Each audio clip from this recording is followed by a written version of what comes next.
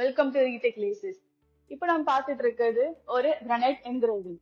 இந்த granite engraving நீங்க பாத்தீங்கன்னாலே தெரியும், ரொம்ப ரியலிஸ்டிக்கா அண்ட் நேச்சுரலா இருக்கும். இது ஏன்னா நம்மளோட மிஷினோட யூனிக்கான ஃபீச்சர்னாலதான். இதுல 0.4 mm வரைக்கும் நம்ம என்கிரேவ் பண்ண முடியும். இந்த ப்ரிசைஸ் என்கிரேவிங்னால நமக்கு ரொம்ப நேச்சுரலான ஃபினிஷிங் கிடைக்கும். நீங்க ஃபினிஷிங் எப்பவுமே ரொம்ப நேச்சுரலா இருந்தாதான் உங்க ப்ராடக்ட் எடுத்து காட்டும். அதே மாதிரி இந்த என்கிரேவிங் பார்க்கும்போது உங்களோட இந்த ஐஸா இருக்கட்டும், ஷேடிங்கா இருக்கட்டும், எல்லாமே ரொம்ப ப்ரிசைஸா இருக்கும்.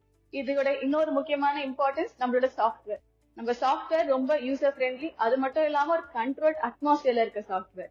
சோ நீங்க இருக்கிற ஒவ்வொரு டாட்டும் ஒவ்வொரு ஷேடும் நீங்க ப்ரிசைஸா அட்மாஸ்பியர்ல கண்ட்ரோல் பண்ணி நீங்க மெஷர் பண்ணலாம்.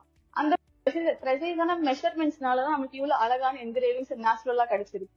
இந்த பிளாட்பாட் ப்ரோவோட எலக்ட்ரிசிட்டி கன்சப்ஷன் பாத்தீங்கன்னா 1.5 இருந்து 2.0 கிலோவாட். சோ உங்க எலக்ட்ரிசிட்டி சார்ஜஸ் கண்டிப்பா லோ ஆகும். ஃபார் எக்ஸாம்பிள், இப்போ நீங்க ஒரு ஆர்ட் என்கிரேவிங் பண்ற ஒரு பிசினஸ் ஸ்டார்ட் பண்ண போறவங்களா இருந்தாலும், இல்ல நீங்க ஆல்ரெடி பிசினஸ் வச்சிருக்கீங்களா இருந்தாலும், இப்போ ஒரு கிரானைட் என்கிரேவ் பண்றதுக்கு ஒரு மெட்டீரியல் நீங்க வாங்கணும்னா அதோட காஸ்ட் எப்படியோ 3500 இருக்கும். பிளஸ் நீங்க electricity charges plus labour charges நீங்க போட்டாலுமே நீங்க நிறைய மார்ஜின் வச்சு சேல் பண்ணலாம். சோ உங்களுக்கு என்ன மாதிரி ஐடியாஸ் இருந்தாலும், நீங்க ஆல்ரெடி வச்சிருக்கீங்கனாலும், இல்ல பர்ச்சேஸ் பண்ணனாலும், இல்ல புதுசா ஆரம்பிக்க போறதுனாலும், நீங்க கண்டிப்பா ரீடெக் லேசஸ் விசிட் பண்ணலாம் அண்ட் நீங்க டெமோவும் பாத்துக்கலாம். தேங்க்யூ.